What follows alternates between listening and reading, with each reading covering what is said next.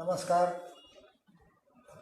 यशवंतराव चव्हाण प्रतिष्ठान आणि मराठी विज्ञान परिषद यांच्या संयुक्त विद्यमाने जी व्याख्यानमाला गेले 3.25 वर्ष चालू आहे, मार्च 2016 पासून जवळजवळ 3.5 वर्ष व्हायला आली. तर ह्या व्याख्यानमालेतलं आजचं पुष्प श्री समीर लोंढे हे गुंफणार आहेत. त्यांचा जो विषय तर थोडंसं वरती चुकीचं नाव गेलेलं आहे, परंतु Iceland land of fire and piece हे लिहिलं आहे. आईस असं पाहिजे, त्यामुळे मराठी भाषेत तर सुद्धा आग आणि शांततेची भूमी वगैरे वगैरे थोडं वेगळं झालं आहे, परंतु ते त्यांच्या भाषणामधून ह्याच्याबद्दलची माहिती देते. समीर लोंढे हे मराठी इंग्रजी असं मिक्स बोलतील, पण त्यांचा परिचय मी इंग्रजीतून वाचतो. Sameer Londhe holds an MSc in chemistry from IIT Mumbai, where he worked on theoretical quantum mechanics. Following this, he completed an MA in applied spectroscopy from Boston University with specialization in Raman spectroscopy. This was followed by an MBA from INSEAD in France. After a successful corporate career of 15 years, he found his true calling in 2013 and quit his job to start his own travel company. Name of the travel company is Maps and Stories, which organizes trips to destinations of the beaten track. नेहमी ज्या ठिकाणी trips जातात त्या सोडून काहीतरी नवीन ठिकाणी, जिथे साधारणपणे लोक गेलेले नाही अशा ठिकाणी ट्रिप्स काढतात ते. He is born traveller and has visited over 40 countries. His love story with Iceland started back in 2014 when he went for the first time leading a small team of photographs the Aurora Berries. Over the last 6 years, he has visited Iceland over 20 times and studied its terrain very closely. तेव्हा हा आपल्यालाही अज्ञात असलेला प्रदेश आहे, त्यामुळे आज आपण त्यांच्या भाषणामधून आणि चित्रांमधून ओळख करून घेऊ, पण नंतर ती जागासुद्धा बघायला आपण जाऊया असं आज तरी निदान असा एक संकल्प करूया. आणि सुरुवातीला त्यांचं स्वागत यशवंतराव चव्हाण प्रतिष्ठानतर्फे करायचं आहे. परंतु आईसलँड पाहिलेल्या 2 व्यक्ती इथं उपस्थित आहेत, तर त्यांच्या हस्तेच आपण स्वागत चव्हाण सेंटरतर्फे करूया. आणि म्हणून मुग्धा मोडक यांना मी बोलवतो, त्यांच्या हस्ते चव्हाण सेंटरतर्फे स्वागत पुस्तक देऊन. ते पुस्तक काय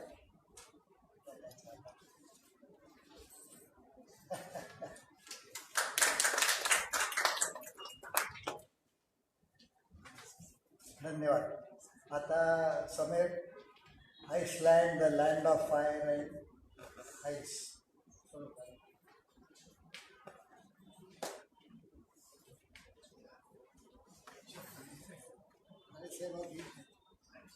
एशियाटिक लायब्ररीची ठरलेला मीटिंग काल सुट्टी आहे.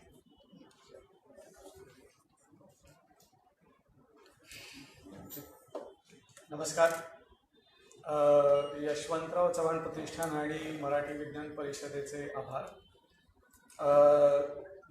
आजच्या विषयाबद्दल बोलण्याच्या आधी एक 3-4 गोष्टी डिस्क्लेमर म्हणून मी सांगू इच्छितो.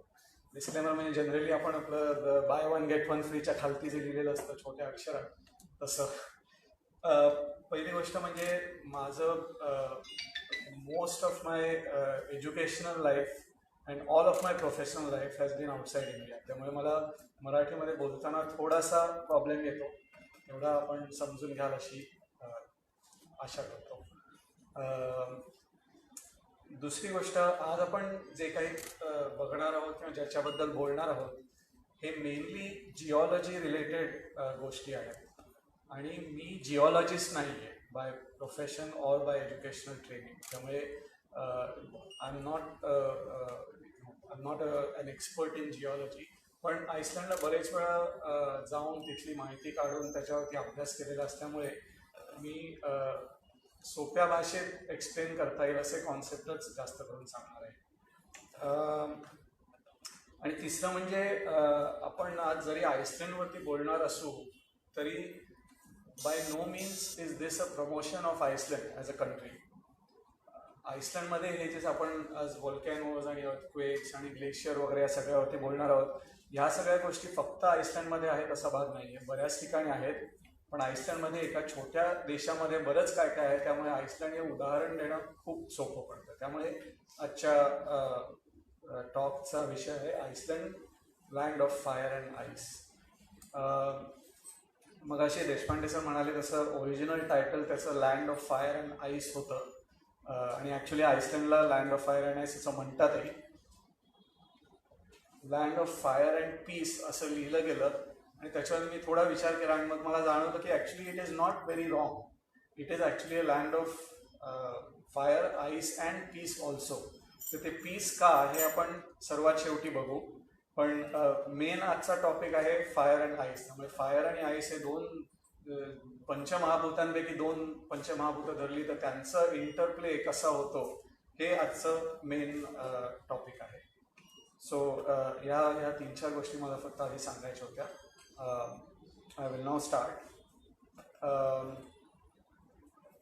सो आजचा अजेंडा असा म्हटला तर पहिलं म्हणजे let us see where is Iceland located. बऱ्याच लोकांना आईसलँड एक्झॅक्टली कुठे आहे माहिती नसतं आणि ॲक्च्युली त्याचं लोकेशन हे खूप महत्त्वाचं आहे. त्याच्या लोकेशनमुळे त्याच्यामध्ये होणारे हे सगळे व्हॉल्कॅनोज आणि ग्लेशियर्स याच्यामध्ये त्याचा खूप वाटा आहे. त्यामुळे we will first see where exactly it is located. त्यानंतर मला जनरली टॉक देताना टेक्स्टच्या पेक्षा जास्त चित्र आणि व्हिडिओज जास्त अपिलिंग वाटतात. त्यामुळे आपण अख्ख्या प्रेझेंटेशनमध्ये फक्त फोटोग्राफ्स आणि व्हिडिओज बघणार आहोत आणि त्याच्यावरती बोलणार आहोत. त्यामुळे I will show you some images of Iceland. हे सगळे most of the images are taken by our own team with our own cameras. त्यामुळे हे स्टॉक फोटोग्राफ्स नाही आहेत याच्यामध्ये.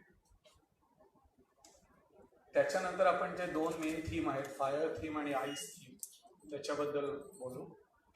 आणि शेवटी जे आपण पहिल्यांदा फोटोग्राफ्स बघू ते सगळे कसे एक्सप्लेन होतात या दोन थीम्समुळे, फायर आणि आईस, याचा आपल्याला उलगडा होईल. आणि शेवटी त्याच्यानंतर अरोरा बोरियालिस म्हणजे नॉर्दर्न लाईट्स हे आजकाल खूप पॉप्युलर झालेला ट्रॅव्हलर्स आणि टुरिझममधला विषय आहे. Iceland is one of the places where you can see aurora borealis.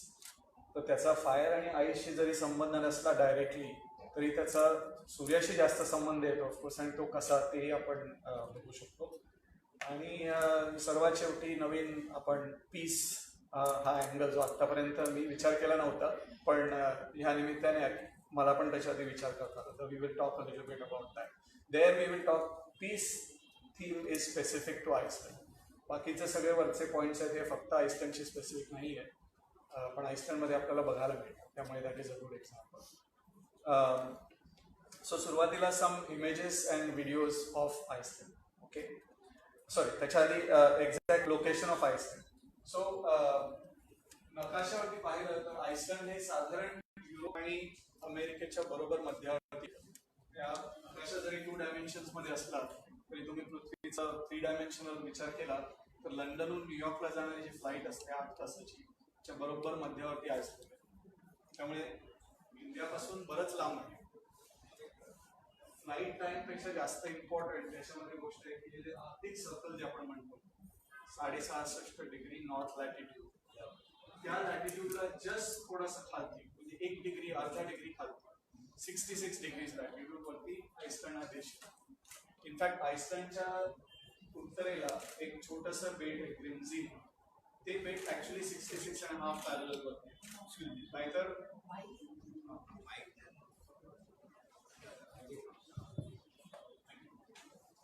नाहीतर आईसलँड हा संपूर्ण देश हा जस्ट आर्टिक सर्कलच्या खालती येतो. आणि हे आपल्याला पुढे बघता येईल की this is a very important fact that it is on the Arctic Circle. का ते आपण बघू नंतर. याच्यामध्ये 1-2 गोष्टी मेन नोट करण्यासारख्या म्हणजे तर इट्स अन आयलंड. त्यामुळे it is surrounded on all sides by Arctic Ocean. North Atlantic ओशनचा एक भाग झाला. So it has no landmarks connected to it directly. Closest landmark is this one which is Greenland. Greenland सुद्धा almost 100-150 kilometre दूर आहे Iceland पासून. So that is very important. It is an island. It is a stand alone piece of land. So पहिला photo. This is a volcano. आपल्यापैकी काही लोकांना जर आठवत असेल 2010 साली there was a huge volcanic eruption आइसलँडमध्ये. आणि त्या वॉल्कॅनिक इरप्शनमुळे ज्वालामुखीमुळे जवळजवळ 7 ते 8 दिवस फ्लाईट सगळ्या बंद होत्या युरोपमधल्या.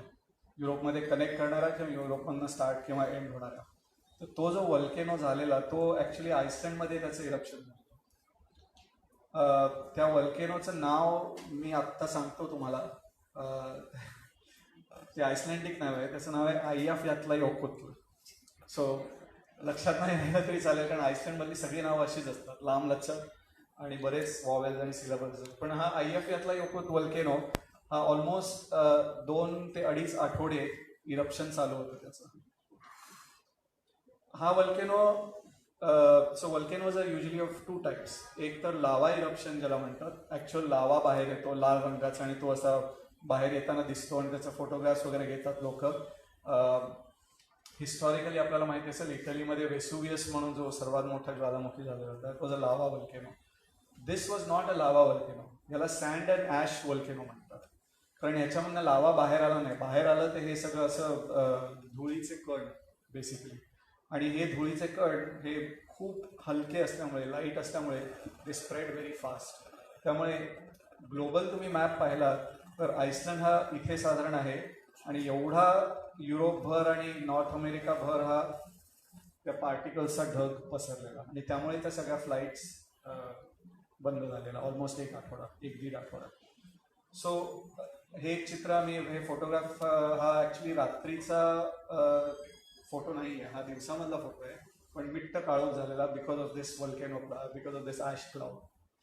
So this is a very common theme in Iceland. आइसलँडमध्ये जवळजवळ 100पेक्षा जास्त वल्केनो आहेत आणि त्याच्यामध्ये ऑलमोस्ट 30 ते 35 वल्केनो ॲक्टिव्ह वल्केनोज आहेत. त्यामुळे आम्ही कधी आइसलँडच्या ट्रिपला गेलो तरी एक कायम विचार असतो की आत्ता वल्केनो इरप्शन होऊ शकतं, कधी होऊ शकतं. त्याच्यामध्ये बरेच वल्केनोज हे they are due to erupt, म्हणजे त्यांचं जे काही सिस्मोग्राफिक लाईफ दाखवतात त्याच्याप्रमाणे आता पुढच्या आठवड्यात ड्यू आहे किंवा पुढच्या महिन्यात ड्यू आहे किंवा 1-2 वर्षामध्ये ड्यू आहे, असं बरंच आहे. त्यामुळे वॉल्कॅनिक activity is very strong in Iceland. Another feature ह्याला वॉटर गीझर म्हणतात. गीझर नावाचं एक गाव आहे आइसलँडमध्ये. त्या गावामुळे त्या ॲक्टिव्हिटीला गीझर असं नाव पडलं. आता हे this is basically a shot of water जो जमिनीतनं येतो periodically for about 20-30 feet. This is hot boiling water.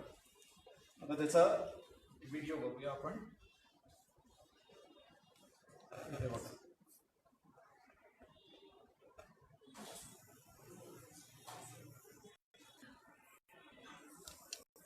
This water is around 97-98 degrees Celsius. So water geysers are a very big feature in Iceland. It is very periodic. हा particular geyser जो आहे त्याला स्ट्रोक्कुर गेझर म्हणतात. तो every 6 मिनिटांनी same volume of water same पद्धतीने तो येतो बाहेर. सो याचं कारण काय ते पण आपण नंतर बघणार आहोत. तिसरं इम्पॉर्टंट फीचर आइसलँडमध्ये ग्लेशियर. ग्लेशियर हा इंग्लिश शब्द असला. ॲक्च्युली स्टोरी की आम्ही एकदा या ग्लेशियरवरती ट्रेकिंग करायला गेलेलो. वेगळे लोक तिथे होती आणि आमचा जो गाईड होता त्याने आम्हाला विचारलं की तुमच्या देशामध्ये ग्लेशियर्स आहेत का. म्हटलं ऑफकोर्स आहेत, आमच्या हिमालयामध्ये ग्लेशियर्स वगैरे आहेत. अँड देन ही सेड की ग्लेशियर्सना तुमच्या भाषेमध्ये काय म्हणतात. I didn't know at that time.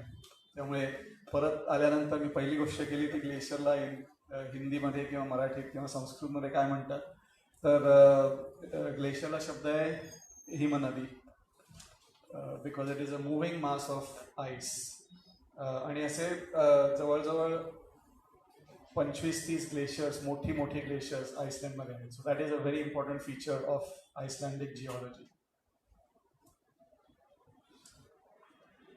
त्या ग्लेशियर्समुळे तयार होणारी ग्लेशियर लगून्स आणि आईसबर्ग्स ही बरीच बघायला मिळतात.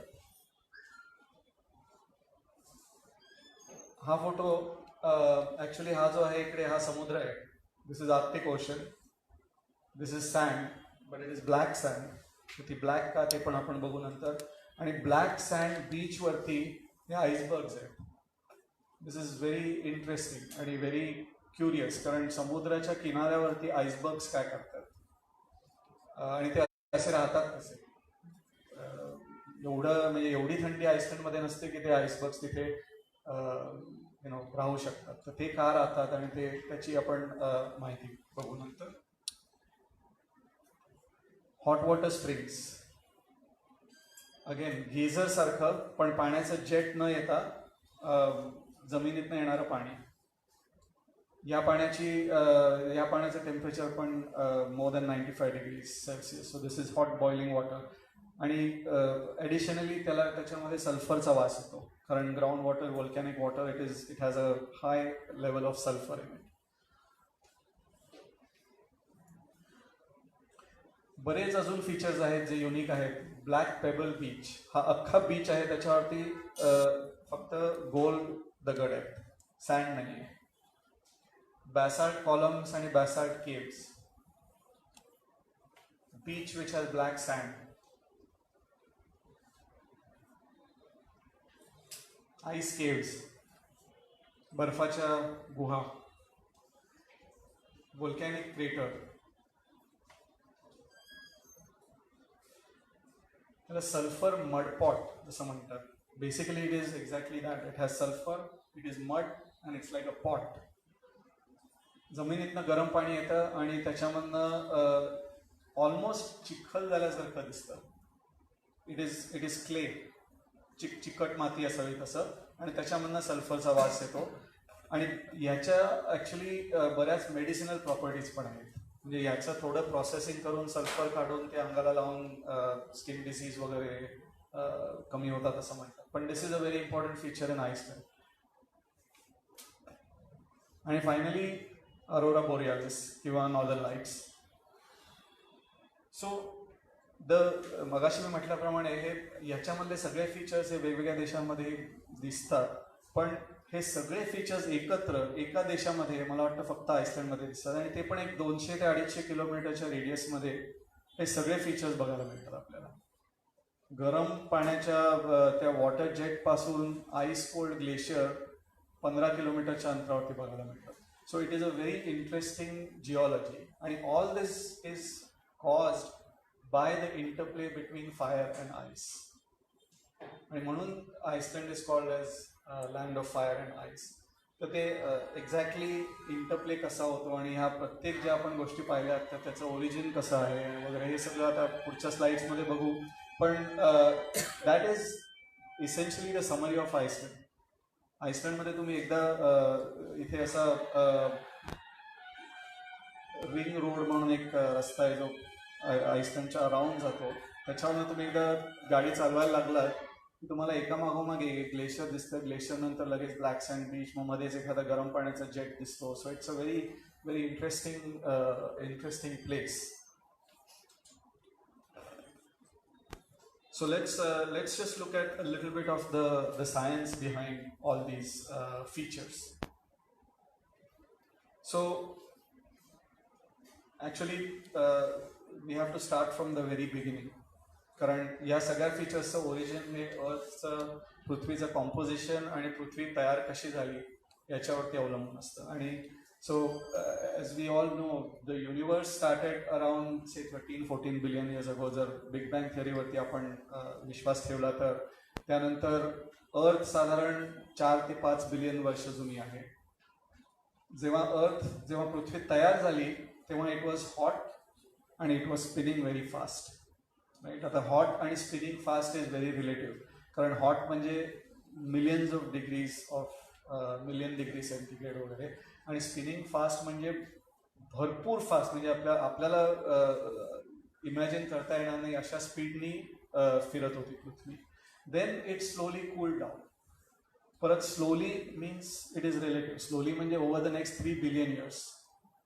त्यामुळे when you talk about astronomical time scale, 3 billion is relatively fast because the age of the universe is 14 billion. पण तरी 3 बिलियन वर्षानंतर जेव्हा पृथ्वी थोडी थंडावली, त्याच्यानंतर जे काय झालं ते आपल्याला आज दिसतंय. राईट. सो आज पृथ्वीचं कॉम्पोजिशन हे साधारण या डायग्राममध्ये आपल्याला बघायला मिळेल. याच्या this is the most accepted geological structure of earth. आता ऑफकोर्स पृथ्वीच्या सेंटरपर्यंत कोणी गेलेलं नाही आहे, जाणं शक्य नाही. त्यामुळे जूल्स वनचं जरी नॉवेल असेल, journey to the centre of the earth वगैरे, तरी दॅट इज जस्ट फिक्शन. पण there are 2 or 3 important things to keep in mind. साधारण पृथ्वीचे 3 भाग आपण विचार करू शकतो, आणि हे डायग्राम बघताना तुम्ही एक आपण रेग्युलर जे अंड असतं, उकडलेलं अंड डोळ्यासमोर ठेवा. उकडलेल्या अंड्यामध्ये साधारण 3 भाग असतात. आतमधला पिवळ्या रंगाचा योक, बाहेरचा पांढरा अल्बुमेन, आणि त्याच्या बाहेर कवच असतं. Right. So think about the inside yellow as this, inner core आणि आउटर कोर, या 2 गोष्टी. त्याच्यानंतरचे बाहेरचं पांढरं असतं अंड्यामध्ये, that is this section which is called the mantle. आणि मॅन्टलच्या बाहेर जे कवच असतं, जे सर्वात थिन गोष्ट असते, that is the crust. Okay. The other thing to note over here, हा जो क्रस्ट आहे त्याची साधारण थिकनेस ही 8 ते 40 किलोमीटर आहे फक्त. मॅन्टलची थिकनेस जवळजवळ 3000 किलोमीटर आहे, आणि त्याच्यानंतर इनर आणि आउटर कोर मिळून हे साधारण 3,500-4,000 किलोमीटरची थिकनेस आहे. त्यामुळे the earth is very very big. It is important. This fact is very important. आपण जेव्हा क्रस्ट म्हणतो 40 किलोमीटर, आपण जे मायनिंग करतो that is just few kilometres. 6,000 kilometre अजून deep is the centre of the earth. त्यामुळे तिथे जे काय चालू असतं त्याची आपल्याला कल्पनाच नाही काही. We only have some evidence of that. आणि त्यामुळे हे जे रिलेटिव्ह डिस्टन्सेस आहेत ते खूप महत्त्वाचे आहेत. The core is very big, almost 3,000 kilometres in radius, in thickness. त्याच्यानंतर मॅन्टल 2,900, अनदर 3,000 किलोमीटर्स, आणि त्याच्यावरती अगदी बारीकचं कवच 40 किलोमीटरचं. Okay. So this relative distances keep it in mind.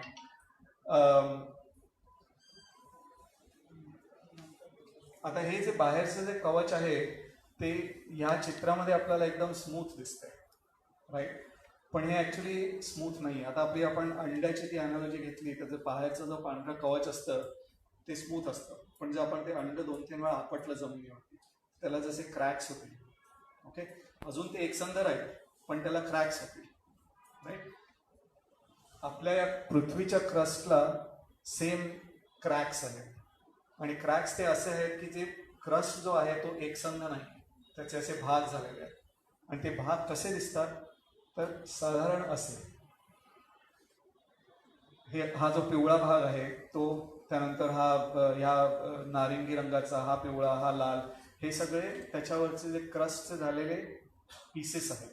एकसंध आहे सगळं, म्हणजे एकत्र आहे, but it is not connected. हे जे भाग झालेले आहेत क्रस्टचे त्याला टेक्टॉनिक प्लेट्स असं म्हणतात.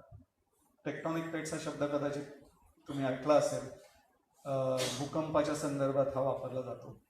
तर ह्या ज्या टेक्टॉनिक प्लेट्स आहेत, आता हे एकमेकांना जॉईंट नसल्यामुळे they move. Tectonic plates move.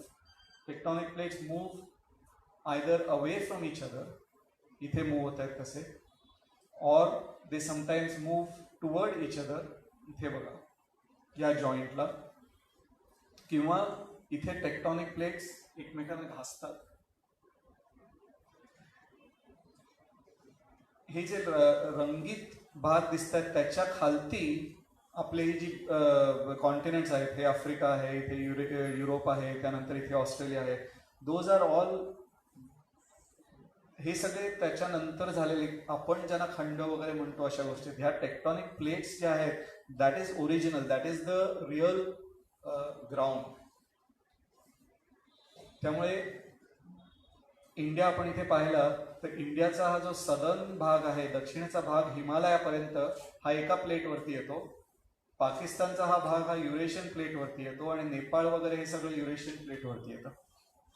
Okay, generally दोन प्लेट्स एकमेकांना प्रेस करायला लागल्या तर मध्ये माउंटन तयार होतं आणि ते हिमालयाचे तयार झाले ते त्याच्यामुळे झाले. त्यामुळे हिमालय हे सर्वात यंग माउंटेन ज्याला म्हणतात, की काही मिलियन वर्षापूर्वी झाले, नॉट लाईक बिलियन इयर्स, जसे अर्थचे फॉर्मेशन झालं तसं. आता ह्या ज्या दोन टेक्टॉनिक प्लेट्स आहेत, ही पॅसिफिक प्लेट आहे आणि नॉर्थ अमेरिकन प्लेट आहे, ह्या प्लेट्स एकमेकांना घासतात. They are not pressing against each other, they are not going away from each other. Abrasion होते त्यांचं असं. तिथे भूकंप जास्त होतात.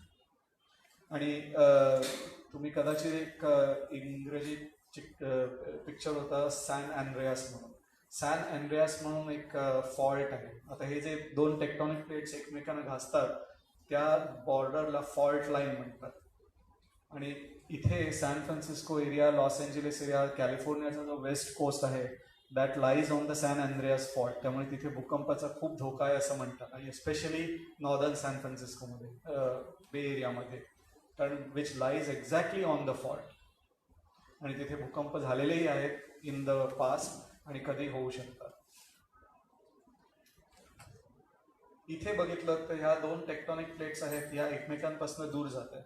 जेव्हा टेक्टॉनिक प्लेट्स एकमेकांपासून दूर जातात तेव्हा तिथे जमीन खालती जाते, पाण्याने भरली जाते आणि तिथे समुद्र तयार होतात. त्यामुळे हे नॉर्थ अटलांटिक ओशन आणि पॅसिफिक ओशन वगैरे हे सगळे टेक्टॉनिक प्लेट्स एकमेकांपासून दूर जाण्यामुळे झालेले आहे. सो दिस टेक्टॉनिक प्लेट्सची ही जी रचना आहे आणि त्यांचे मूवमेंट आहे, that is very important for Iceland and what happens in Iceland. आता टेक्टॉनिक प्लेट्स सोडून अजून एक गोष्ट ही खूप इम्पॉर्टंट आहे, आणि ही गोष्ट ज्याला व्हॉल्कॅनिक हॉटस्पॉट म्हणतात. ही अजून कोणाला म्हणजे there is no one scientific theory which proves किंवा which explains why there are. पण जगामध्ये साधारण एक 20 ते 25, जगामध्ये म्हणजे पृथ्वीमध्ये आतमध्ये, there are about 20 to 25 hotspots जिथे व्हॉल्कॅनिक ॲक्टिव्हिटी खूप जास्त आहे. जनरली तुम्ही पृथ्वी जर गोल जरी म्हणजे ॲज अ फॉर थिअरी जरी सर्क्युलर किंवा स्फेरिकल अशी धरली तर it should be distributed, the volcanic activity should be distributed equally everywhere. पण तसं नाही आहे. काही काही ठिकाणी व्हॉल्कॅनिक ॲक्टिव्हिटी सडनली खूप जास्त होते. का होते ते अजून एक्सप्लेन झालेलं नाही आहे कम्प्लिटली, पण त्या एरियाला हॉटस्पॉट म्हणतात. तर ते हे साधारण 20-25 हॉटस्पॉट हे जगामध्ये असे विखुरलेले आहेत. आणि आइसलँडमध्ये पण आहे. आइसलँडच्या मध्ये म्हणजे आइसलँडच्या खालती. सो येस, पण रिमेंबर वन थिंग, ओशन्स वर फॉर्म मच लेटर. ओशन्सच्या खालती टेक्टॉनिक प्लेट्स आहेत. टेक्टॉनिक प्लेट्सच्या खालती हे हॉटस्पॉट्स आहेत. So oceans are a result. Oceans are not a cause of anything.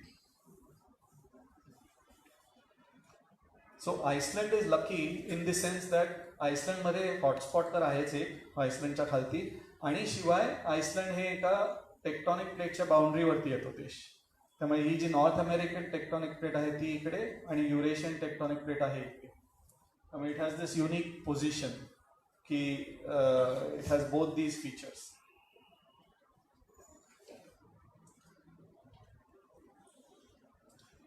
आता टेक्टॉनिक प्लेट्स जर एकमेकांपासून दूर जात असतील तर तिथे मध्ये क्रॅक तयार होते. क्रॅक जिथे तयार होते तिथे आतमधनं लावा बाहेर येणार. ॲक्च्युली लावा इज अ रॉंग वर्ड, कारण लावा is what happens Wien it comes out of the surface. जमिनीमध्ये असतो त्याला मॅग्मा म्हणतात. मॅग्मा एकदा बाहेर आला की मग त्याला लावा म्हणतात. So the magma which is in the या मॅन्टल मध्ये जो मॅग्मा असतो, magma is a mixture of all kind of minerals आणि it's a very hot mass of minerals and metals, सगळं it's a mixture. So that comes out, right. त्या क्रॅकमधनं बाहेर येतो आणि जेव्हा मॅग्मा त्या क्रॅकमधनं बाहेर येतो तेव्हा व्होल्कॅनिक इरप्शन होतं. आता हे volcanic eruption, how does that affect the geology there, आपण एक व्हिडिओ बघूया. सो व्हिडिओ स्टार्ट होण्याच्या आधी, so this is your mantle. Okay, ही पृथ्वी आहे. पृथ्वीच्या वरती हे जे आहे ते क्रस्ट आहे, त्याच्यावरती निळा जो दिसतोय तो समुद्र आहे. Okay, very thin. The mantle is big आणि त्याच्या आतमध्ये कोर आहे. इथे एक हॉटस्पॉट आहे, त्यामुळे त्या hotspot is concentrated volcanic activity, त्यामुळे तिथनं मॅग्मा बाहेर पडतो.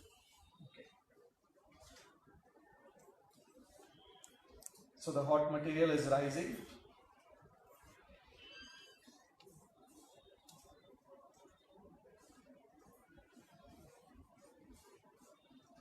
Is it in liquid form?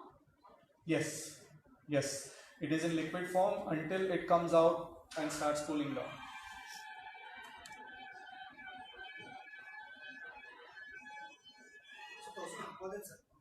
आता we are zooming into that region. This is the hot magma coming out. हा इथे क्रस्टला टच होतो. क्रस्टमध्ये क्रॅक्स असल्यामुळे त्यातमधनं तो बाहेर जातो.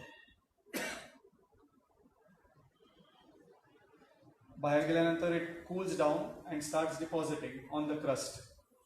डिपॉझिट वाढत गेले की ते समुद्राच्या बाहेर डोकावायला लागतात. The form of लँड, म्हणजे it is already solidified magma. what we call then? That is an island. सो हे समुद्राच्या वरती एवढाच भाग दिसतो आपल्याला. ते बेट तयार झालं तिथे नवीन. आणि आता टेक्टॉनिक प्लेट्स मूव्ह होतात, त्यामुळे ही व्होल्कॅनिक ऍक्टिव्हिटी झाली की ती प्लेट सरकत असते, त्यामुळे the lava keeps coming out, magma keeps coming out आणि बेटं अशी तयार होत राहतात.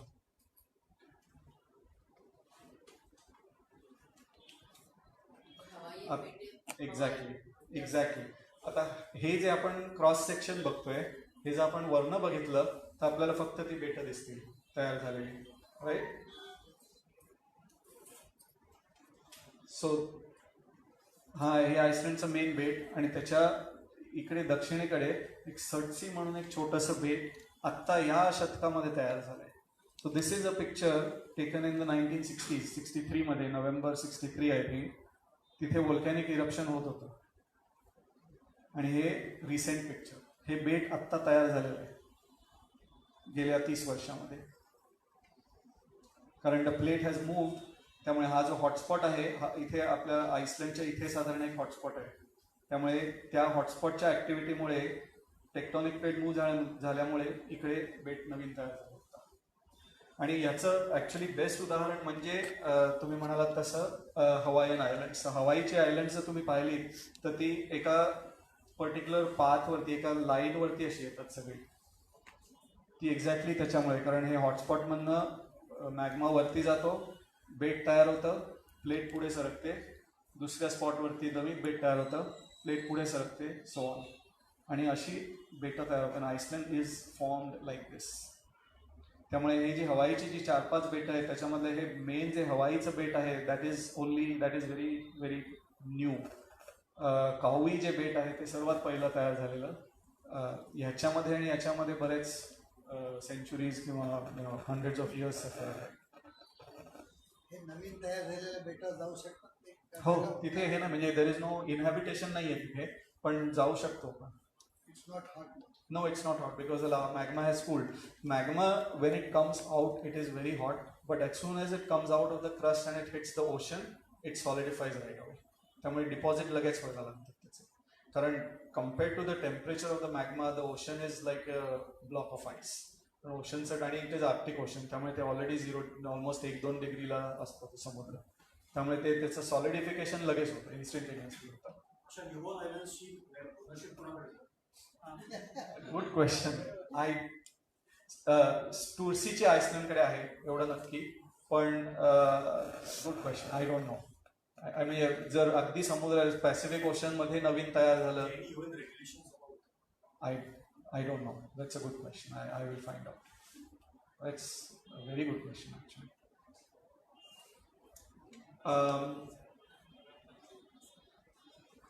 So with that background, now let us see these phenomena that we just saw in pictures.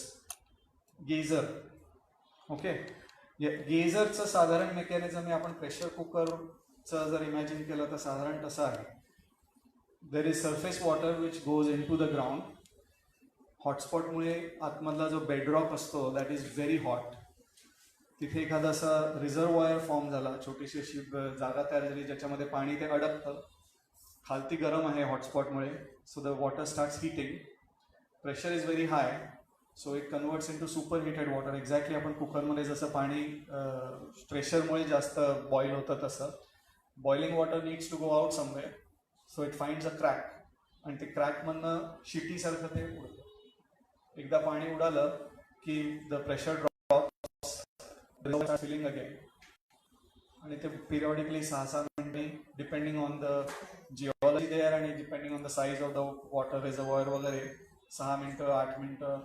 हा जो पर्टिक्युलर स्ट्रोक गेजर आहे तो 6 मिनिटांनी बरोबर 6-7 मिनिटांनी इरप्ट होतो. So this happens because of the hotspot which heats up the drop.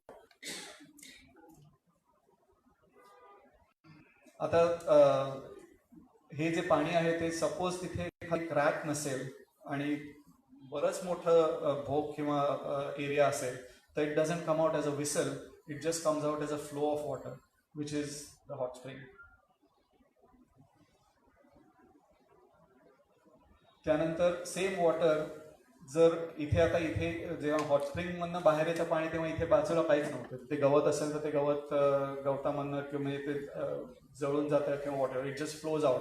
पण जर तिथे ऑलरेडी काही डिपॉझिट्स असतील, मड डिपॉझिट्स किंवा क्ले डिपॉझिट, तर ते पाणी लिक्विड फॉर्ममध्ये येण्याच्या ऐवजी ते असं बुडबुड्यांसारखं येतं त्याच्यामधनं बाहेर. That is what is these clay pots. हे ॲक्च्युली चिखल म्हणावं तसंच असतो पण, आणि it has a very peculiar smell of sulphur.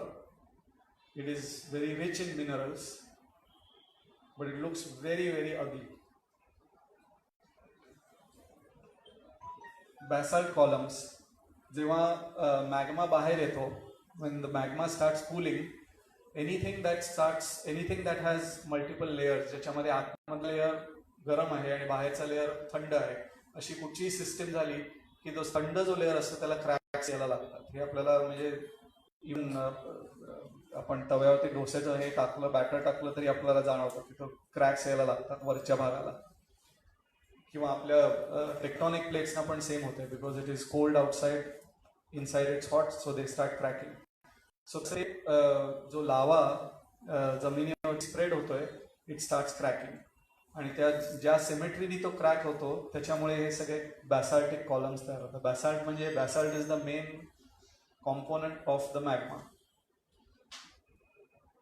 ते काही सिमेट्रिक असतात, काही एसिमेट्रिक असतात and so on, but these features are formed because of the lava spread on the surface.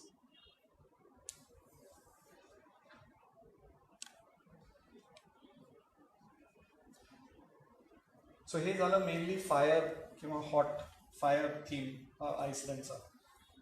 Now let's just look at the other side of the story which is the ice theme, cold theme.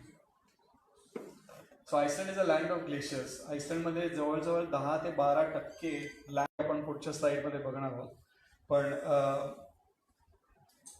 This is very important. Glaciers contain about 69% of world's fresh water supply, आणि आईसलँडमध्ये बेट असल्यामुळे their entire fresh water supply comes from glaciers. ग्लेशियर्समधनं जाणाऱ्या नद्या आणि त्या नद्यांमधनं त्यांचा म्युन्सिपल वॉटर सप्लाय असतो. एनिवे, तो that is a policy discussion. पण let us see how glaciers are formed. Actually त्याच्या आधी हा आईसलँडचा मॅप आहे. त्याच्यामध्ये हे जे ग्लेशियर आहे इथे वातनायोकुतलं सर्वात मोठं ग्लेशियर आईसलँडमधलं, ह्या ग्लेशियरच्या खालती तो आईसलँडचा हॉटस्पॉट आहे. त्यामुळे इथे व्होल्कॅनिक ॲक्टिव्हिटी जबरदस्त असते. इनफॅक्ट प्रत्येक ट्रिपमध्ये ॲटलिस्ट आइसलँडमध्ये मेट्रोलॉजिकल डिपार्टमेंटची एक वेबसाईट आहे, त्याच्यामध्ये गेल्या 24 तासामधले अर्थक्वेक्स, व्होल्कॅनिक ॲक्टिव्हिटी हे सगळं ट्रॅक करतात. आणि मी प्रत्येक दिवसा सकाळी ती रिफ्रेश केली वेबसाईट की तुम्हाला गेल्या 7-8 तासामधले तुम्हाला व्होल्कॅनिक ॲक्टिव्हिटी कळेल. आणि ती ह्या एरियामध्ये भरपूर होते, कारण इथे ग्लेशियर आहे, ग्लेशियरच्या खालती हॉटस्पॉट आहे. हे अय्याफ्यातलं योकुतलं जे ग्लेशियर मगाशी आपण याचा पहिलं फोटो पाहिला, that is actually a much smaller glacier आणि व्होल्केनो compared to this.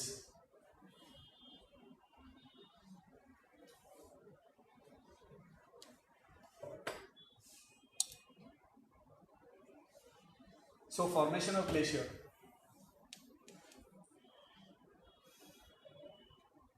Before the video, मी आधी सांगतो तुम्हाला की basically glacier is formed from snow, which converts to ice.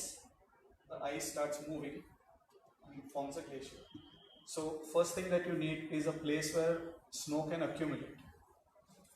आपण रस्त्यावरती जर स्नो पडला, आपण युरोपमध्ये कुठे न्यूयॉर्कमध्ये वगैरे रस्त्यावरती स्नो पडला तर तो लगेच वितळून जातो, because relatively the crust is warm and also it's spread out over a large distance. पण त्याच्याऐवजी सपोज एखादी अशी कर्व्ड जमीन असेल जिथे स्नो साचू शकतो, तर एका सीझनमध्ये साधारण 6 इंच स्नो झाला, परत समरमध्ये त्याच्यामधला 5 इंच वितळला, 1 इंच राहिला, परत नेक्स्ट समरमध्ये अजून त्याच्यावरती स्नो झाला.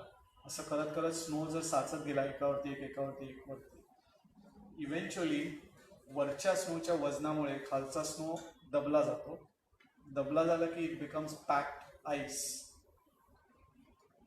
हे असं बरेच वर्ष चालत राहिलं तर that ice becomes so heavy की ते ग्रॅव्हिटीमुळे तो फ्लो व्हायला लागतो. It is almost like a solid flowing. आणि तो फ्लो जेव्हा होतो तेव्हा त्याला एवढी ताकद असते की it can actually cut through a mountain, it can go down a valley, and that is a glacier. So it is a moving mass of ice. So now will see the movie.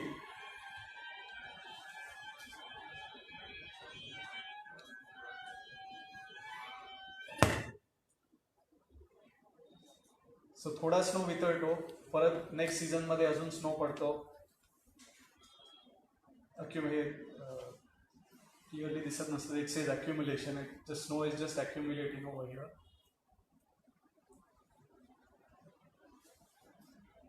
ते जे snow flakes जे असतात, those are converted into thick ice with much higher density. आणि शेवटी वाढत वाढत त्याचं वजन एवढं वाढतं की ग्रॅव्हिटीमुळे it starts flowing down. Okay, so that is actually a glacier. त्यामुळे हे जे आपण पहिलं चित्र पाहिलं आता ह्याच्यामध्ये ही जी बर्फासारखं म्हणजे आपण स्नो ज्याला आपण म्हणतो, glacier is not snow. Very important distinction. Glacier is ice. त्याच्यावरती स्नो पडला असेल त्या सीझनमध्ये, पण त्याच्या खालती is a rock of ice. आणि ग्लेशियरची जाडी, thickness can be up to 1 kilometre also. म्हणजे 1 kilometre just ice is a lot of ice. आणि त्याचं वजन किती असेल तुम्ही इमॅजिन करा. So it has a lot of power. आणि with that power it can actually form features. म्हणजे हे जे आता हा जो डोंगराची कडा आहे, it can cut that. It can take the big solid parts of rock आणि ते तोडून घेऊन जाऊ शकतो.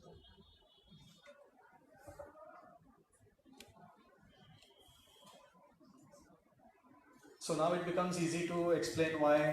आपण जे हे पाहिलं बीचवरती ते आईसबर्ग्स वगैरे पाहिले. सो बेसिकली ग्लेशियर, इथे ग्लेशियर आहे मागे. त्या ग्लेशियरमधनं उन्हामुळे थोडं टेम्परेचर वाढलं की मोठमोठे बर्फाचे तुकडे तुटतात. ते बर्फाचे तुकडे तुटले त्याच्यामधनं की ते त्यांना आईसबर्ग्स म्हणतात. Then they float on the water, on the lagoon. They are carried away toward the ocean.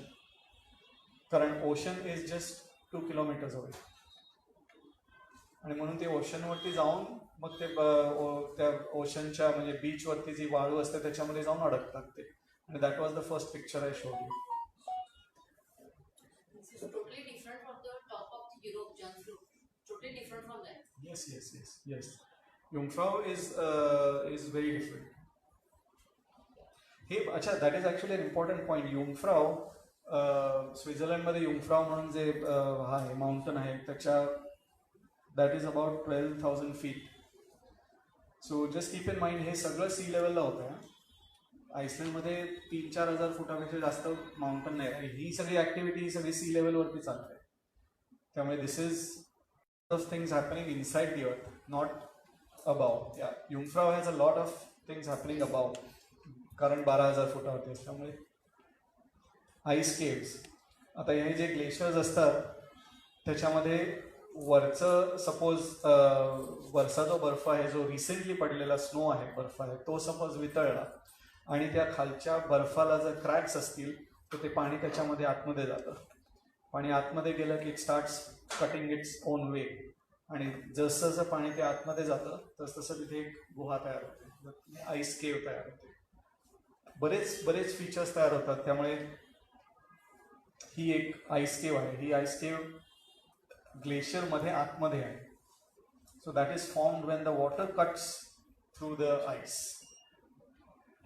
In fact तुम्ही एखादा मोठा बर्फाची लादी घेतली आणि त्याच्यावरती ती नळाखालती जरी 3-3 थेंब जरी पडत असते नळामधले आणि तशी धरली तर यू विल सी त्या पाण्याच्यामुळे कसा बर्फाला एक हे यायला लागतं, आकार, म्हणजे it starts cutting a path. It's exactly the same thing that's happening on a large scale.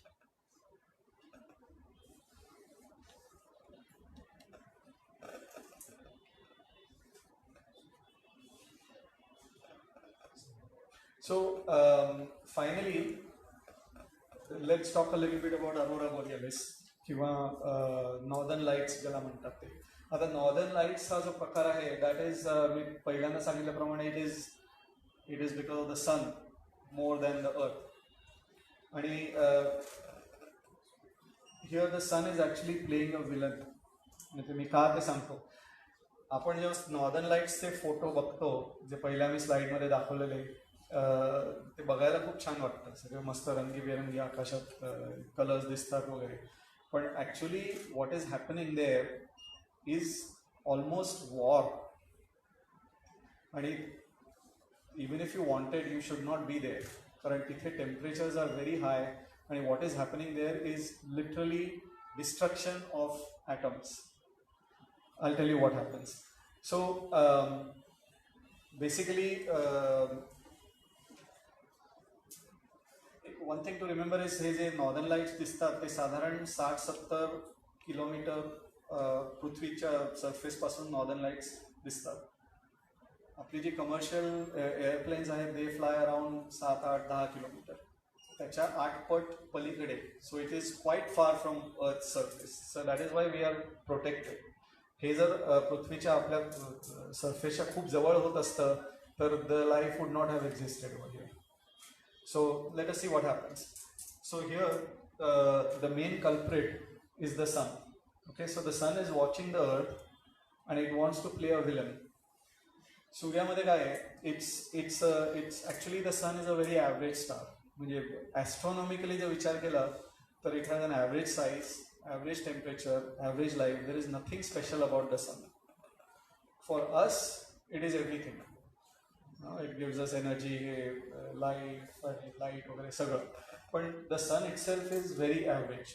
Average star, what happens is there is a lot of energy that the star is generating because of atoms fusing with each other. Hydrogen atmosphere असतं, 2 hydrogen item एकत्र झाले की त्याचा helium तयार होतो आणि त्या प्रोसेसमध्ये energy is release, that is the energy of fusion. आपण जे ॲटॉमिक बॉम्ब म्हणतो हिरोशिमा आणि नागासाकीवर टाकलेले, those are that was a fission reaction. Fusion reaction is much more intensive. त्यामुळे एका फ्युजन रिॲक्शनमध्ये जी एनर्जी बाहेर निघते ती फ्युजन रिॲक्शनपेक्षा खूप जास्त असते. आणि असे millions and millions of fusion reactions are happening on the sun continuously ever since it was born. त्यामुळे you can see that the sun is a store house of energy. Okay, आणि ती energy म्हणजे ती कायम सूर्याकडे राहत नाही, मग ती बाहेर फेकली जाते. Okay, so it is almost like the sun has a machine gun and it is just shooting in all directions the energy जे आपल्या त्याच्या सिस्टममध्ये आहे it's just throwing it out. Luckily for us सूर्याला माहित नाही की पृथ्वी कुठे आहे, त्यामुळे तो सगळ्या दिशेला it just keeps shooting in all direction. त्यामुळे ते जे काही शूटिंग होतं त्याच्यामधला काहीसा भाग पृथ्वीच्या डिरेक्शनमध्ये येतो. Okay, so now you have this electromagnetic radiation which leaves the sun. पृथ्वीच्या दिशेने येतं. आता हे जर इलेक्ट्रोमॅग्नेटिक रेडिएशन पृथ्वीला येऊन आपटलं तर the earth will be completely destroyed. Luckily earth has its own defence mechanism. ती डिफेन्स मेकॅनिझम काय आहे तर पृथ्वीच्या भोवती आपली मॅग्नेटिक फील्ड आहे. तर magnetic field is like our protective cover. आणि पृथ्वीला जेव्हा कळतं की sun is shooting at me, immediately ती मॅग्नेटिक फील्ड बिकम्स ॲक्टिव्ह आणि the magnetic field deflects the radiation coming from the sun. So that is why we are safe. However, the magnetic field is not able to cover the earth completely. North pole आणि south pole ला magnetic field थोडी weak आहे. तर हे जेव्हा त्या रेडिएशनला कळतं तेव्हा it tries to enter from exactly that place जिथे मॅग्नेटिक फील्ड वीक आहे. तिकडनं ते रेडिएशन आतमध्ये आलं की again we have a chance की परत आपली वाट लागली असते असं म्हणायला हरकत नाही. पण then the earth has another defence mechanism which is our atmosphere. म्हणजे दिस इज लाईक आपले फूट सोल्जर्स की ठीक आहे आपलं कवच जरी कम्प्लिटली आपल्याला प्रोटेक्ट केलं नाही तरी सेंड इन अवर आर्मी. आपली आर्मी म्हणजे काय, ॲटमॉस्फिअरमध्ये असलेले ऑक्सिजन आणि नायट्रोजनचे atoms. So they act as a protector. So they go out and they try to fight with this incoming radiation. आणि इनकमिंग रेडिएशन आणि ऑक्सिजन ॲटम्सची जी लढाई होते that is northern lights that you see. Scientifically तुमच्यामध्ये ज्यांना spectroscopy किंवा केमिस्ट्रीचं बॅकग्राऊंड असेल दे विल नो की wherever any electromagnetic radiation hits अन ॲटमचे जे इलेक्ट्रॉन्स असतात ते एक्साईट होतात आणि when they come back to the ground level they emit energy. They emit energy, they emit wavelengths of a particular color. That color is what you see in northern lights. So हे झालं basic description. आता आपण video बघूया त्यामुळे तुम्हाला exactly कळेल. So this is the surface of the sun. Okay. It is extremely hot. You're talking about millions of degrees.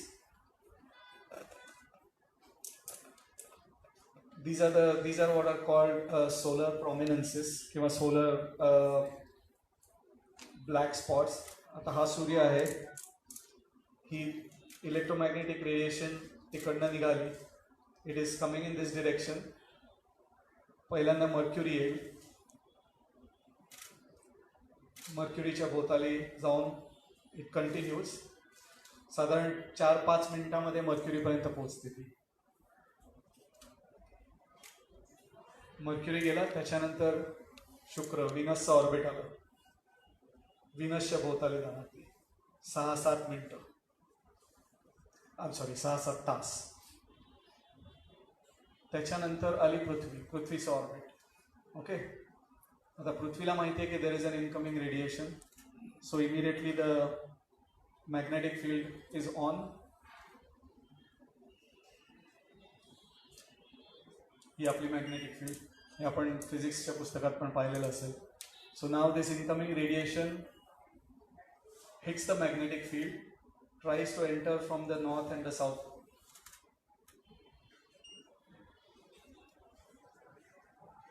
A lot of it just keeps going like this. It interacts with this side, पण तरी त्याला माहिती आहे की there is a possibility to enter over here. Again it will try to enter from here. आणि हे north आणि south पोलच्या वरती आता हे जे दिसतंय these are northern lights. Duration of 6 months? Sorry? Duration for 6 months? Right, so the radiation takes about 12 to 13 hours to reach Earth. Once it reaches the Earth, it will stay for about 2 to 3 hours. तुम्हाला northern lights दिसतात. Destroy itself. It is a destroy itself. Actually, in theory, the process is continuous. जेव्हा जेव्हा radiation येत राहतं तेव्हा तेव्हा ते northern lights येतात.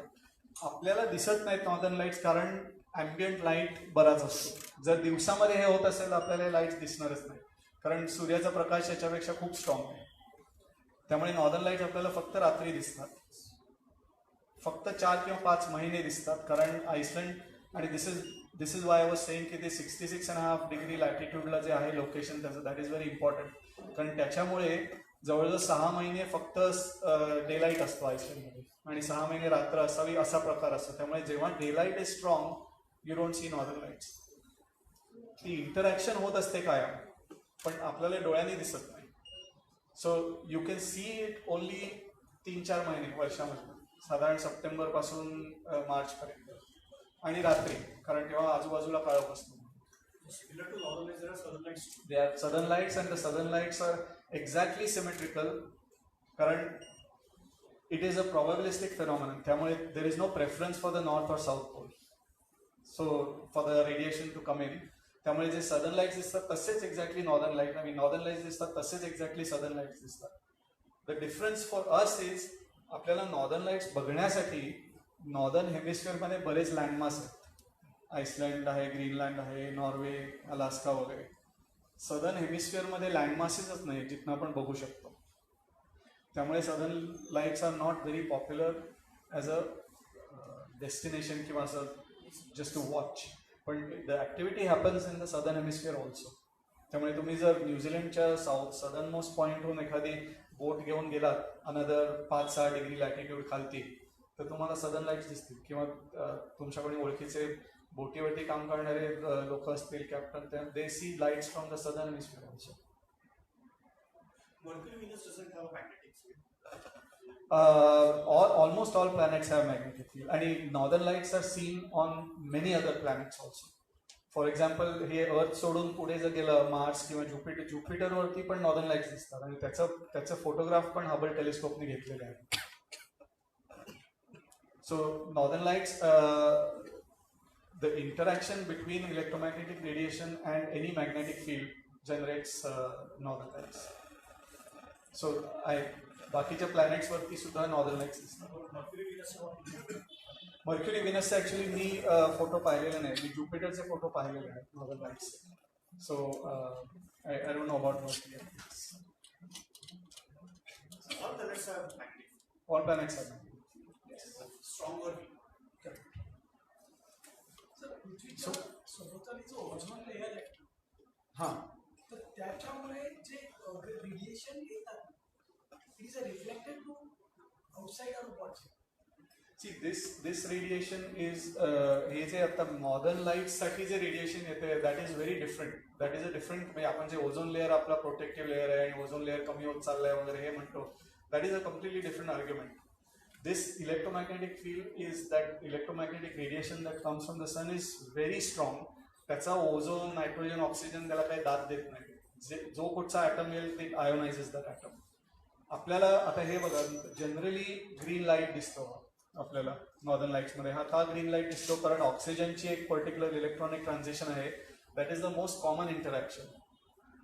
पण very rarely you also see other colours. So some of these are from nitrogen atoms ionizing. तर तसे ओझोनचे सुद्धा ट्रान्झिशन होऊ शकतात. But those are rarer phenomena. Ozone म्हणजे कसा O2 ऑक्सिजन आणि ozone O3. O3 correct. So त्याचं इलेक्ट्रॉनिक स्ट्रक्चर इज डिफरंट. त्यामुळे त्याची व्हायब्रेशनल ट्रान्झिशन्स वेगळी असतात. त्यामुळे त्याचं जी वेवलेंथ एमिट होते ती वेगळी असते. Density is much correct. Yes. So all those atoms that are there in the atmosphere they all get fried. म्हणजे they all get hit by the radiation. जेवढे जे जास्त प्रमाणात असतील ते ट्रान्झिशन जास्त दिसतं. त्यामुळे oxygen because it is 20-25% of the atmosphere you see the oxygen transitions much better. आणि those transition happen in the visible range. त्यामुळे आपल्याला ते हिरवा आहेत ते दिसतात. त्याच्यातली बरीच ट्रान्झिशन जी इन्फ्रारेड किंवा अल्ट्राव्हायलेटमध्ये सुद्धा होऊ शकतात. ती आपल्याला डोळ्यांनी दिसणार.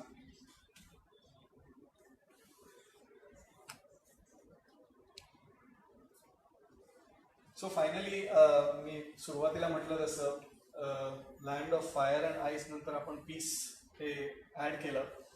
तर this is my personal experience with Iceland आणि this is specific to Iceland की Iceland is actually one of the most peaceful nations on earth. आयसलँडला देशाची मिलिटरी नाही, त्यांना गरजच वाटत नाही मिलिटरीची.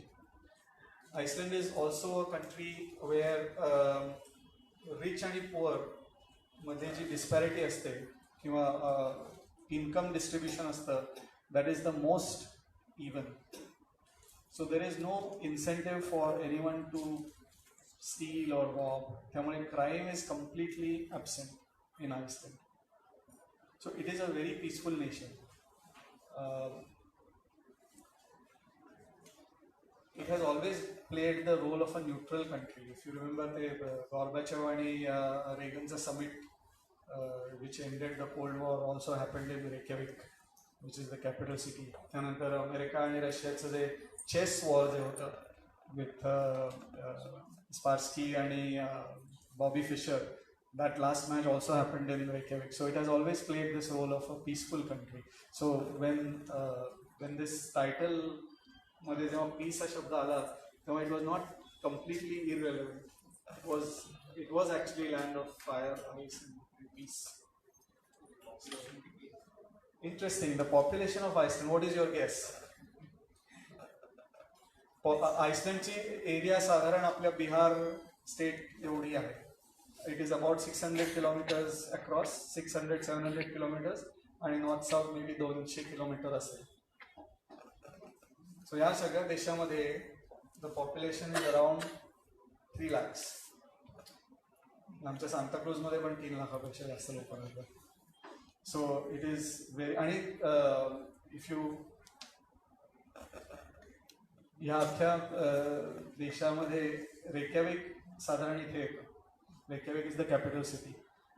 रेक्याविक इथे कॅपिटल सिटी आहे आणि हा जो पेनिन्सुला आहे त्याला रेक्यानेस पेनिन्सुला म्हणतात. तर ती रेक्याविक शहर आणि हा पेनिन्सुला मिळून साधारण 95 ते 98% लोक तेवढ्या भागात राहतात. त्यामुळे बाकी अख्ख्या देशामध्ये कोणी राहत नाही. They is very very sparsely populated. It is only nature. Unfortunately, the biggest threat to Iceland is man and not the nature. Nature lives in harmony with the country. Man does not. त्यामुळे ते glaciers रिसिडिंग वगैरे सगळे problems आहेत. आता tourism पण आयसलँडमध्ये भरपूर वाढलं in the last 5 to 10 years. So नाहीतर आम्ही जेव्हा पहिल्यांदा गेलेलो तेव्हा in fact we don't even see police anywhere. लोकच नाही आहेत तर पोलीस कशाला पाहिजे. आणि क्राईम नाही आहे.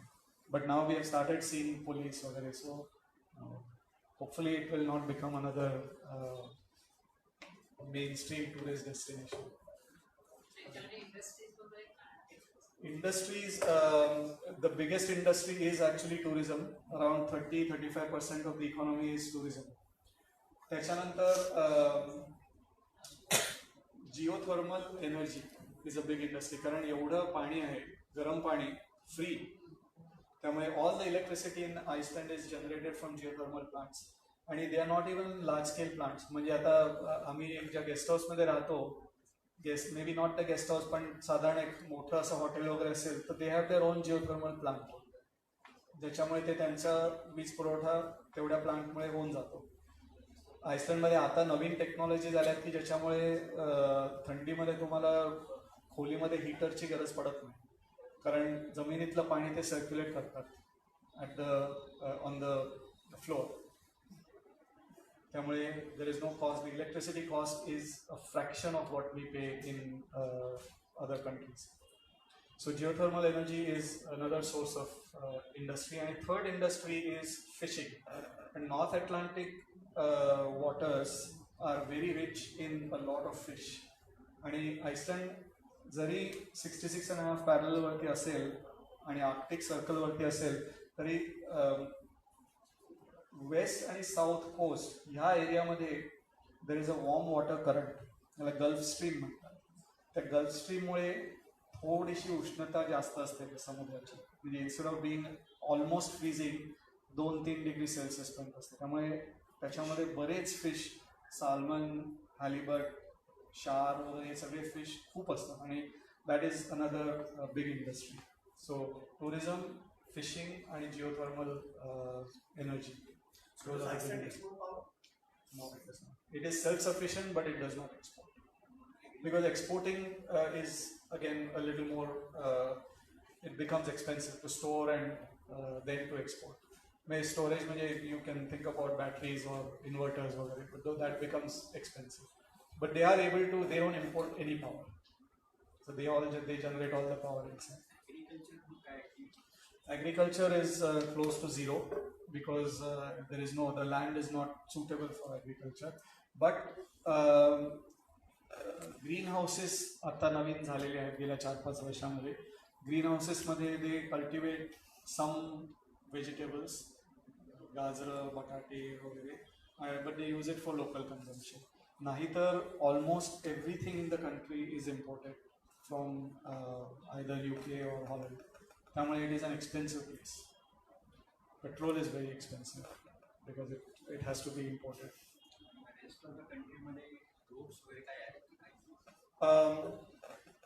ॲक्च्युली जो सेंट्रल रिजन आहे आयसलँडचा त्याला सेंट्रल हायलँड्स म्हणतात. That is a little bit higher than the coastal region.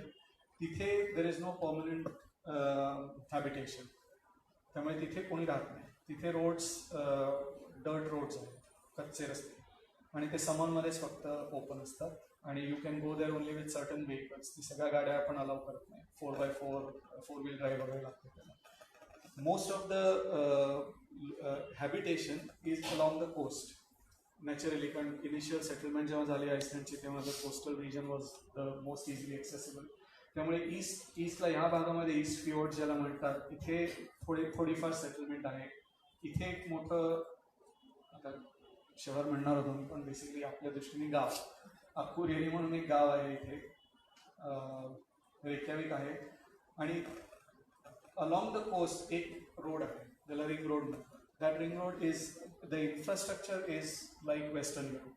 त्यामुळे रस्ते सगळे चांगले आहेत. स्नो वगैरे भरपूर झाला की ते क्लिअरही करतात. त्यामुळे they have that response, emergency response वगैरे सगळं आहे. पण बाकी रस्ते फार कमी आहेत. एकच एअरपोर्ट आहे. इंटरनॅशनल एअरपोर्ट एक आहे.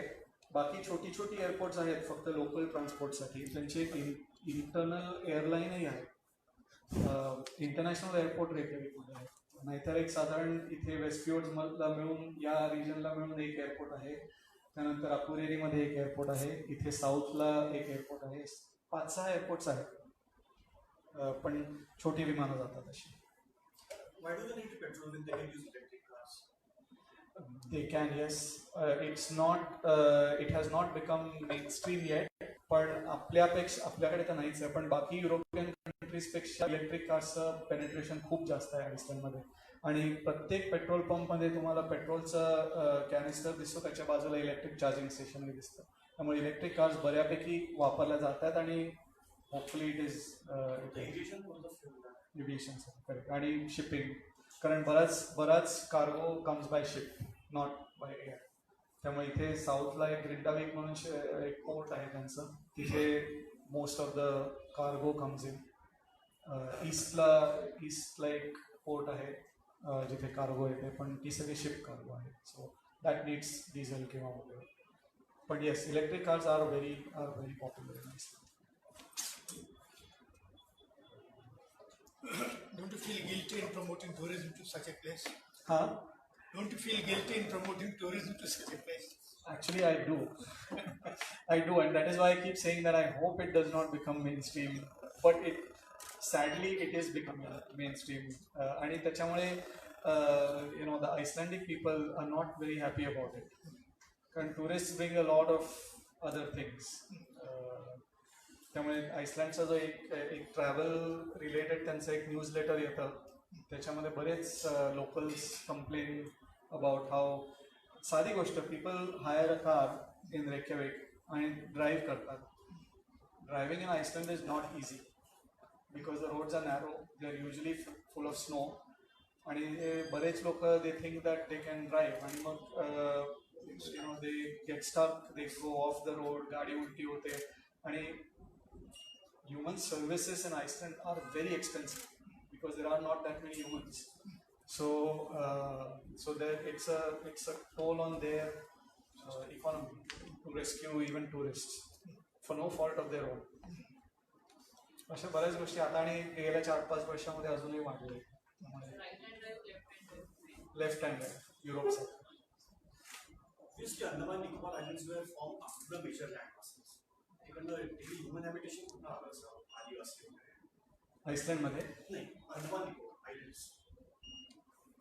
अंदमान निकोबार आयलँड्स आहे. Obviously, they were formed after the major land masses. Yes. See, Andaman Nicobar Islands are not volcanic islands. They are not the same system as Iceland. So Iceland सारखी islands म्हणालात तर हवाई, Fiji, Galapagos Islands, Reunion, Mauritius. These are all volcanic islands. So Andaman Nicobar is not. Andaman Nicobar does not fall in the same system. Iceland मध्ये it's an interesting question about settlement of Iceland. That's a whole different topic. But Iceland is known for one other thing. Iceland has the oldest parliament in the world, oldest running parliament in the world. Iceland's parliament was formed in 930 AD. आईसलँडची settlement झाली साधारण 8व्या शतकामध्ये, 8व्या-9व्या शतकामध्ये. आणि the initial there are 2 theories. Ireland is a protestant country, right? So आयर्लंडमधले they were a lot of Irish monks who were prosecuted by the Catholic Church, so they had to run away. म्हणून they started going northward की बघूया तिकडे काही लँडमास मिळतोय का शोधण्यासाठी, आणि दे केम अक्रॉस आईसलँड. त्यामुळे there is an original Irish protestant settlement which is one theory. Second theory says that it was mainly the Vikings which were from Norway, which landed in Iceland. Which one of it is true, one doesn't know, but either way, the Viking settlement was more powerful because Vikings were born sailors. Vikings na जास्त navy आणि sea बद्दल जास्त माहिती होती, so they survived. The Irish settlement did not survive. So Icelandic history is basically Viking history. आणि 900 सालापासून आत्तापर्यंत 19th centuryपर्यंत when Iceland got independence, it was either a colony of Denmark or Norway. त्यामुळे नॉर्वेचा राजा किंवा डेन्मार्कचा राजा used to administer this. Nevertheless, once the first settlement happened in Iceland, the local settlement leaders किंवा chieftains त्या सगळ्यांनी मिळून ठरवलं की आपल्याला जरी नॉर्वेचा राजा असला किंवा डेन्मार्कचा राजा असला तरी आपल्याला local we need some laws by which we will govern our own land. त्यामुळे they formed the first parliament. आणि ते पार्लमेंट आजपर्यंत it is still running. त्याला आल्थिंगी म्हणून म्हणतात. So now it was central आईसलँडमध्ये साधारण या एरियामध्ये it was the first parliament site. त्यानंतर they eventually moved to Reykjavik, but it is the oldest running parliament in the world.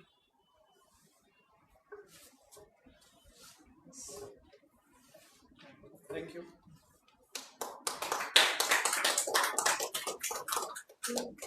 Water, drinking water. Oh, actually that's आईसलँडमध्ये it's very interesting. आईसलँडमध्ये कुठच्याही नळामधनं तुम्ही गार पाणी पिऊ शकता, कुठच्याही नळामधनं. हायवेवरती, पेट्रोल पंपावरती, बाथरूममधल्या नळामधनं पण तुम्ही पाणी पिऊ शकता, because it is all glacial water. It is completely pure. In fact त्याचा पण एक किस्सा होता. आम्ही जेव्हा पहिल्या ट्रिपमध्ये गेलेलो तेव्हा we had a group of about 10-12 लोक होतो आम्ही, आणि आमची साधारण 8 दिवसाची ट्रिप होती. त्यामुळे पहिल्या दिवशी आम्ही गाडीमध्ये विचार केला की पाण्याच्या बाटल्यांचा एक मोठा ट्रे घेऊन पुढचे 10 दिवस टिकेल. त्यामुळे आम्ही सुपर मार्केटमध्ये गेलो, आणि सुपर मार्केटमध्ये पहिला म्हणजे ट्रे मिळतच नाही पाण्याचे, बाटल्या मिळतात. त्यामुळे आम्ही अशा 20-25 बाटल्या एकदम घेऊन आलो. तर सुपर मार्केटची जी क्लार्क होती तिने आम्हाला मूर्खात काढला. Why are you buying water? Because drinking water. No, Icelandic water is very pure. म्हणजे तिला ऑलमोस्ट अपमानच झाला की तुम्ही बाटलीतलं पाणी पिता आईसलँडमध्ये येऊन. त्यामुळे she said you should drink water from any water source. आणि त्याच्यानंतर we have never bought water bottles in Iceland. फक्त टुरिस्ट लोक ऑफकोर्स वापरतात तेवढं, पण आईसलँडमध्ये कोणी तुम्ही पाणी मागितलं तर तो जवळात जवळचा नळ असेल तिथनं तुम्हाला पाणी आणून देणार. हॉट वॉटरला परत ते हे करतात का? हां, हॉट वॉटरला फक्त थोडं because all the water comes from hot water comes from the ground आणि cold water comes from the glacial rivers, त्यामुळे हॉट वॉटरला थोडा सल्फरचा वास येतो आईसलँडमध्ये, सगळीकडे येतो. इट इज नॉट हार्मफुल, पण तो काही लोकांना थोडा समटाईम्स यू गेट थोडं स्किनला तो डिस्टर्ब करतो. नाही ते म्हणजे जेव्हा तुम्ही हॉटेलमध्ये किंवा थर्मल बाथमध्ये वगैरे गेलात तर ते ऑलरेडी प्रोसेस करूनच पाठवतात. पण सल्फर आहे म्हणून. हां नाही, पण it's not harmful for your health. It's just irritating वास आहे तो सुद्धा. इनफॅक्ट सल्फरच्या पाण्यामध्ये ज्यांना स्किन प्रॉब्लेम्स आहेत त्या आंघोळ करायला वसायला वगैरे तुम्ही जर बघितलं असेल तर जातात लोक, किंवा मनालीला आहे तसे. यांनी आत्ता त्या पाणी कुठल्याही नळाचं प्यावं असं म्हटलंय, चांगलं असतं. तसं स्वित्झर्लंडमध्ये ग्रस्त गेले आणि लहान मूल होतं बरोबर, तेव्हा ते बरोबर दूध आणलं तर हे जरा फ्रीजमध्ये ठेवा म्हणे सकाळी लागेल. पण इथं फ्रीजच नाही या देशामध्ये, त्याची गरजच पडत नाही, वातावरणच असं आहे. असो, समीर वासो तुम्ही. आजचं भाषण मला वाटतं प्रत्येकाला काही प्रश्न होते, त्यामुळे श्रोतृवर्ग कमी असलं तर देखील नॉलेजेबल होता. दुसरी गोष्ट अशी की ह्या भाषणाचं शीर्षक बघून मला अनेकांनी प्रश्न विचारले काळेसाहेबांसकट सगळ्यांनी, की हे आपण विज्ञान परिषदेतर्फे भाषण ठेवतोय, विज्ञान गंगा व्याख्यानमालेत, तर ह्याच्यामध्ये खरोखर विज्ञान काही आहे का फक्त टुरिझम आहे? तर मला वाटतं आज काळेसाहेब नाही आहेत, परंतु ह्या प्रश्नाचं उत्तर आता मी वेगळं द्यायचं काही गरज नाही आहे. हा आपला भूगोलाचा तास होता आणि ज्यांनी पूर्वी तो ऑप्शनला टाकला त्यांना तो आज अभ्यास करायला मिळाला. उत्तम भाषण झालं, धन्यवाद. आणि ज्यांचं भाषण हे चुकलं त्यांना तुम्ही मुद्दाम सांगा की हे चुकवण्यासारखं नव्हतं. काळेसाहेब ऐकतील कुठून तरी, हे सोर्स आहे त्यांना. पुढच्या महिन्याचं भाषण आपलं 20 सप्टेंबरला आहे आणि डॉक्टर RS तिवारी म्हणून यशवंतराव चव्हाण मुक्त विद्यापीठामध्ये जे कम्प्युटर सायन्सचे प्रमुख होते तर त्यांचं भाषण आहे. आणि एक वेगळा विषय आहे IoT तंत्रज्ञान, त्याच्यावरती ते बोलणार आहेत. तेव्हा हे नवीन तंत्रज्ञान काय आहे ते ऐकण्यासाठी आजच्यासारखंच नवीन काय आहे त्याच्यासाठी आपण जरूर यावं. आपण सर्वजण आलात त्याच्याबद्दल धन्यवाद. IoT तंत्रज्ञान.